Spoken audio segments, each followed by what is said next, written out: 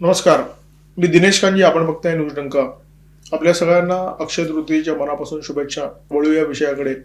अमेरिकेचे राष्ट्राध्यक्ष Donald Trump यांनी युद्धबंदीची घोषणा केली. वाटाघाटी यशस्वी झाल्या अशा प्रकारची घोषणा केली. जगाने सुद्धा साशंक सुस्कारा सोडला, कारण ट्रम्प यांचा टेक रेकॉर्ड जगाला माहिती आहे. ट्रम्प जे बोलतात त्याच्यावर विश्वास ठेवला तर अनेकदा गडबड होते.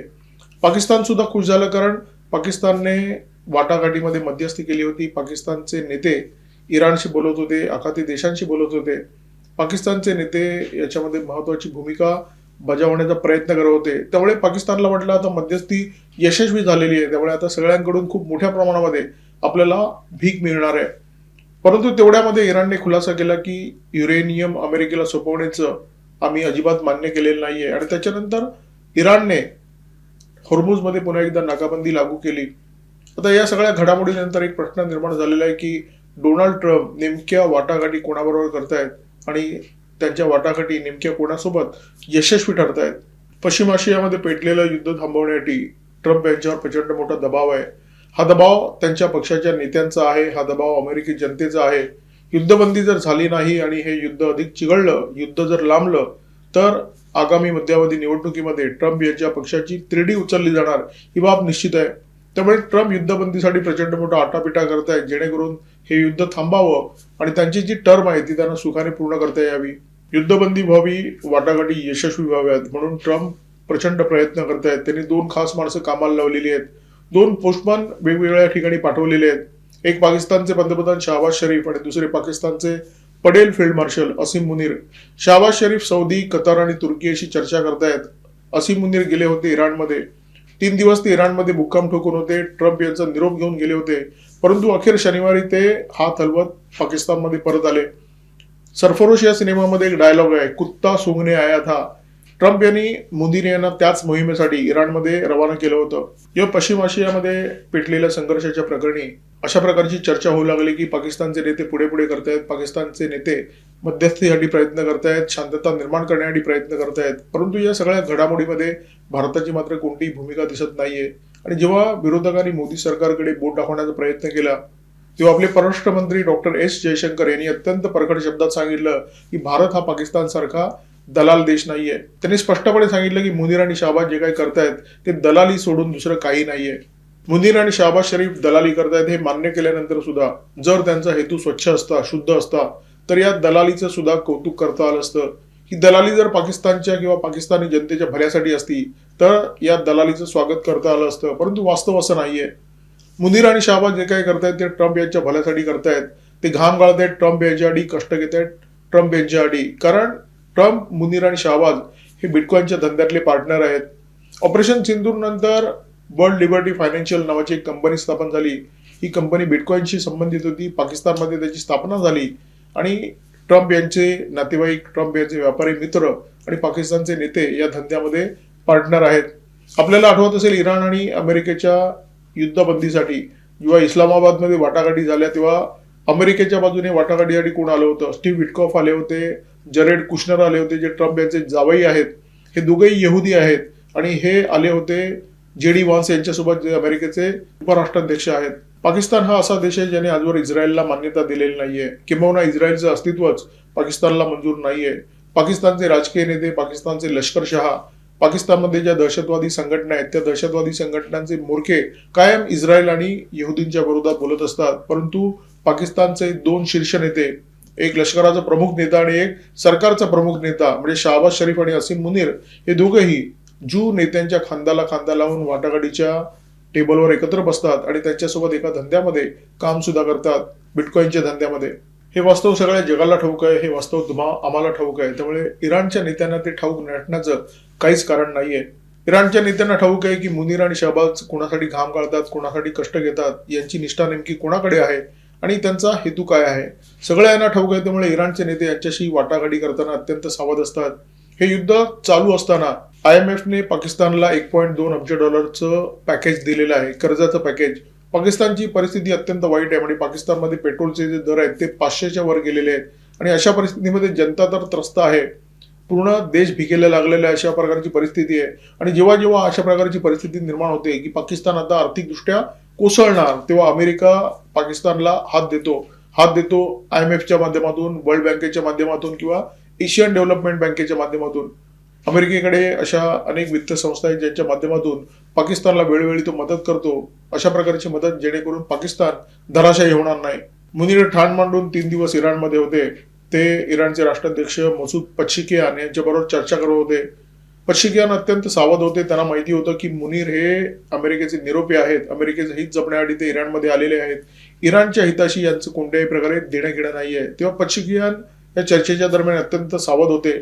त्यांनी मुनीर यांना अत्यंत रोकड्या शब्दामध्ये इराणची भूमिका समजावून सांगितली आणि त्यामुळे मुनीर जेव्हा परतले तेव्हा त्यांचे हात रिकामे होते. त्यांच्या हातात काहीही नव्हतं. ट्रम्प हे प्रचंड बोलगेवडे आहेत. ते सदान गदा ट्रूथ सोशलवर त्यांच्या पोस्ट टाकत असतात आणि ते कमी की काय म्हणून जगभरातल्या वृत्तसंस्थांशी सुद्धा बोलत असतात. अमेरिकेच्या वृत्तसंस्थांशी सुद्धा त्यांचा सतत संवाद सुरू असतो. या वाटाघाटींच्या संदर्भात, युद्धबंदीच्या संदर्भात ट्रम्प यांनी एकतर्फी विधानं केली. रॉयटर्सशी बोलताना ते असं म्हणाले की आम्ही आता महाकाय यंत्र घेऊन इराणमध्ये शिरणार आहोत. तिथे युरेनियम जे लपून ठेवलेलं आहे ते खणून काढणार आहोत आणि हे युरेनियम आम्ही अमेरिकेमध्ये घेऊन येणार आहोत. आणि हे सगळं करण्यासाठी अमेरिकेने कोणत्याही प्रकारे पैसा दिलेला नाहीये असं त्यांनी रॉयटर्सशी बोलताना सांगितलं. परंतु इराणने गेल्या अनेक वर्षामध्ये समृद्ध केलेल्या युरेनियमचा उल्लेख ट्रम्प यांनी न्यूक्लिअर डस्ट अशा प्रकारे केलेला आहे. ही ट्रम्प यांची मानसिकता नाहीये. ही अवघ्या अमेरिकेची मानसिकता आहे. अमेरिकी नेतृत्वाची मानसिकता आहे की जगात ग्रेट जर कोण असतील तर ते अमेरिकन आहेत, अमेरिकी नेते आहेत. बाकी सगळं जग म्हणजे सटरफटर. आणि त्यामुळे इराणच्या युरेनियमचा उल्लेख ते न्यूक्लिअर डस्ट अशा प्रकारे करतात. इराणच्या परराष्ट्र मंत्रालयाचे प्रवक्ते इस्माईल बकाई यांनी ट्रम्प यांचे जे विधान आहे ते सरासर फेटाळलेले आहे. ते असं म्हणाले की आमचं युरेनियम कुठेही जात नाहीये, आम्ही युरेनियम कोणाला देणार नाही आहोत आणि एक सार्वभौम देश म्हणून युरेनियम समृद्ध करणं हा आमचा हक्क आहे. या युद्धाच्या काळामध्ये अनेकदा असं झालं की ट्रम्प इराणच्या संदर्भात काहीतरी दावा करतायत आणि त्याच्यानंतर इराणचे नेते त्याचं खंडन करतायत. ट्रम्प जे काय म्हणतायत ते इराणचे नेते मान्य करत नाहीयेत. या दोघांच्या विधानामध्ये कुठेही कधीही साधर्म्य दिसलं नाही, समानता दिसली नाही. आता या वाटाघाटीच्या संदर्भात आणि युद्धबंदीच्या संदर्भात पुन्हा एकदा तेच होताना दिसतंय. या वाटाघाटीच्या संदर्भात ट्रम्प यांच्या मनामध्ये नेमकं काय आहे ते सुद्धा स्पष्ट होताना दिसत नाहीये. कारण ट्रूथ सोशलवर अपलोड केलेल्या एकाच पोस्टमध्ये ट्रम्प म्हणतात की होर्मुझची नाकेबंदी उडणार आहे, होर्मुझ आता खुलं होणार आहे. परंतु त्याच पोस्टमध्ये ट्रम्प म्हणतात की आम्ही मात्र इराणच्या दिशेने जाणारी जहाजं रोखणार आहोत. ही नाकेबंदी मात्र कायम राहणार आहे. ही पोस्ट येते त्याच्यानंतर वावड्या उठायला लागतात की ट्रम्प स्वतः सोमवारी इस्लामाबादमध्ये दाखल होणार आहेत आणि ते या वाटाघाटीमध्ये सहभागी होणार आहेत.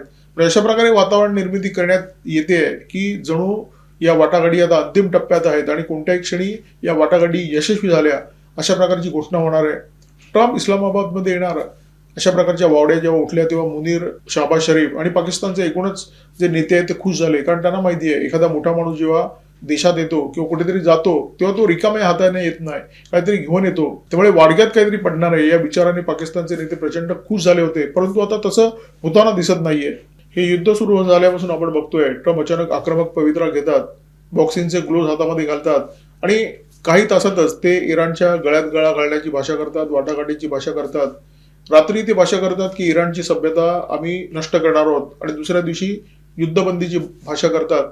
ट्रम्प यांची ही जी विधान आहेत त्या विधानानुसार शेअर बाजार हेलकावे खातो, कधी कोसळतो, कधी प्रचंड वधारतो. तेलाच्या किमतीबद्दल सुद्धा तेच होतं, सोन्या चांदीच्या किमतीबद्दल सुद्धा तेच होतं. त्यामुळे अनेक लोक अशा प्रकारचा दावा करतायत. ट्रम्प यांच्या या परस्पर विरोधी विधानाच्या मागे काहीतरी व्यापारी गणित आहे. जेव्हा ट्रम्प अशा प्रकारची विधानं करत असतात तेव्हा आधीच काही लोकांना ठाऊक असतं आणि त्याच्यामुळे ते तयारीत असतात. ते शेअर बाजारामध्ये तशा प्रकारचे सौदे करून मोकळे होतात आणि ट्रम्प यांच्या विधानानंतर जो काही परिणाम होतो तो परिणाम त्यांची तिजोरी भरणारा असतो. ट्रम्प यांच्यावर अशा प्रकारचे आरोप सातत्याने होत आहेत. त्यांच्या पक्षाचे नेते बराच काळ असं म्हणतायत की ट्रम्प हे खोटारडे आहेत, ट्रम्प हे मनोरुग्ण आहेत आणि ट्रम्प किती थापा मारतात याचा अनुभव भारताने ऑपरेशन सिंदूरच्या दरम्यान आणि नंतर बराच काळ घेतलेला आहे. ट्रम्प यांच्यावर जगाचा विश्वास नाहीये, इराणचा विश्वास नाहीये, तरी सुद्धा वाटाघाटीचं हे गुऱ्हाळ इराण आणि अमेरिकेच्या दरम्यान सुरू आहे, ट्रम्प आणि इराणी नेत्यांच्या दरम्यान सुरू आहे. याच्यामध्ये आणखी एक शक्यता आहे, जे लोक ट्रम्प यांच्या टीम बरोबर वाटाघाटी करतायत ते नेते वेगळे आहेत आणि जे प्रत्यक्ष रणांगणामध्ये लढतायत ते वेगळे आहेत. म्हणजे इराणमध्ये पूर्णपणे दुफळी माजलेली आहे. कोणाचंही कोणावर नियंत्रण नाहीये, कोणी कोणाचं ऐकत नाहीये, संपर्क नाहीये, समन्वय नाहीये, संवाद नाही, अशा प्रकारची परिस्थिती आहे. त्यामुळे ट्रम्प ज्यांच्याबरोबर वाटाघाटी करतायत त्या वाटाघाटी यशस्वी होत आहेत. परंतु त्या वाटाघाटीमध्ये जे काही ठरतंय ते मान्य करायला प्रत्यक्षात रणांगणावर लढणारे जे कमांडर आहेत ते तयार नाहीयेत. ते या वाटाघाटी झुगारून लावतात. वाटाघाटीमध्ये जे काही बाहेर येतं ते झुगारून लावतात. इराणमध्ये जी बेबंदशाही माजली आहे त्याचा फटका भारताला सुद्धा बसताना दिसतोय. आपण पाहिलं असेल की हे युद्ध सुरू झाल्यानंतर इराणचे नेते भारताबद्दल प्रेमाने आत्मीयतेने बोलतात, भारताबद्दल वारंवार विश्वास व्यक्त करतात. इराणचे भारतातले राजदूत मोहम्मद फताली यांनी अनेकदा सांगितलंय की भारत हा आमचा सच्चा मित्र आहे. या युद्धाच्या काळामध्ये हॉर्मुझमध्ये नाकेबंदी करण्यात आली आणि त्याच्यानंतर ज्या 5 देशांना हॉर्मुझमधून मुक्त ये जा करण्याची मुभा होती त्याच्यामध्ये भारताचा सुद्धा समावेश होता. अशा परिस्थितीमध्ये शनिवारी इराणच्या IRGCने भारताच्या 2 जहाजांवर हल्ला करण्याचा प्रयत्न केला. या जहाजांचं नाव जग अन्नपूर्णा आणि सन्मार हेराल्ड. एका जहाजामध्ये 2 दशलक्ष बॅरल तेल होतं. या हल्ल्याची आपल्या परराष्ट्र मंत्रालयाने दखल घेतली. इराणचे भारतातले राजदूत मोहम्मद फताली यांना पाचारण केलं आणि त्यांना कडक शब्दामध्ये समज दिली. या ज्या घटना घडत आहेत त्याचा अर्थ एवढाच आहे की इराणमध्ये प्रचंड अनाबुद्धी माजलेली आहे. कोणाचंही कोणावर नियंत्रण नाहीये, कोणी कोणाचं ऐकत नाही. आणि अशा परिस्थितीमध्ये ट्रम्प जी वाटाघाटीची बोलणी करतायत ती यशस्वी झाली काय न झाली काय, पश्चिम आशियामध्ये जो संघर्ष आहे तो थंड होण्याची शक्यता आता खूपच कमी झालेली आहे. इराणचे परराष्ट्र मंत्री अब्बास आराघची यांच्या पोस्टमुळे इराणच्या नेतृत्वामध्ये जी दुफळी आणि सुंदोपसुंदी आहे ती उघड झाली. या पोस्टमध्ये आराघची असं म्हणतात की हॉर्मुझ आता खुलं झालेलं आहे. परंतु ही पोस्ट टाकल्यानंतर पुढे काही क्षणामध्येच IRGC संबंधित एका हँडलवरून एक पोस्ट आली आणि त्या पोस्टमध्ये असं म्हटलेलं की हॉर्मुझ तेव्हाच खुलं होईल जेव्हा आमचे सुप्रीम लीडर आम्हाला आदेश देतील. एखाद्या येडपाटाच्या पोस्टमुळे हॉर्मुझ खुलं होणार नाहीये.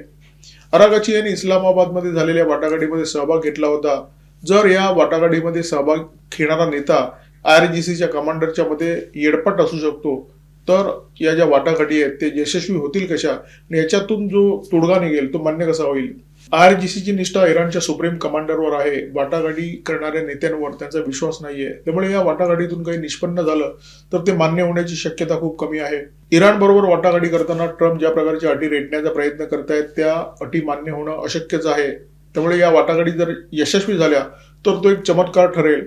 ट्रम्प एकाच वेळी वाटाघाटी आणि कोंडी करण्याचा प्रयत्न करतायत. ट्रम्प इराणला सांगतायत की तुम्ही हॉर्मुझ खुला करा परंतु आम्ही मात्र नाकाबंदी उठवणार नाहीये, तुमच्या जहाजांना आम्ही रोखणार.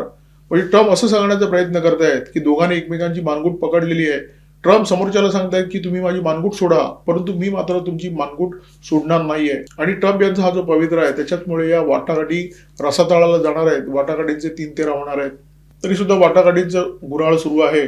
पाकिस्तानचे फील्ड मार्शल 3 दिवस इराणमध्ये मुक्काम ठोकून होते. इराणचे राष्ट्राध्यक्ष मसूद पझेशिकियान यांची त्यांनी भेट घेतली, त्यांच्याबरोबर चर्चा केली. ट्रम्प यांचा प्रस्ताव, ट्रम्प यांचा निरोप त्यांच्यासमोर ठेवला.